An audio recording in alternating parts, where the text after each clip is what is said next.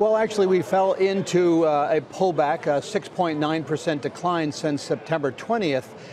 And what's interesting is that it's now the 26th year in which we've had two such declines, meaning 5% or more within the same calendar year.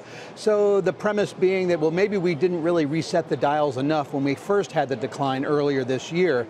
So looking at all of those 26 years, what I found was that almost 70% of the time, the second decline was deeper than the initial decline. So obviously not a guarantee that it's going to be deeper this time than it was back in January and February, but it does pretty much indicate that, maybe we have further to go.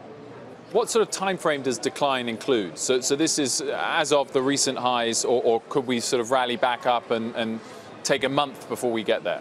Well, typically pullbacks, 5 to 10% declines, and we've had 56 of them by my count since World War II, take about 1 month to go from peak to trough and about a month and a half to get back to break even. Corrections, we've had 22 of them. They take about 5 months to go from peak to trough, but only 4 months to get back to break even. So, usually the recovery time is very quick, and that's why investors sort of feel that they miss out if they end up selling and then getting back in higher than where they got out. So how do you interpret that, Phil, as to what you're telling your clients? I wouldn't disagree, but I would say very soon there's an opportunity to make, I think, quite a bit of money in equity. Why? This isn't unusual. Normally September more so than October, but with this year having this election cycle facing us, another week or two of this, we get through November 4th, November 3rd, the rhetoric around the election cycle.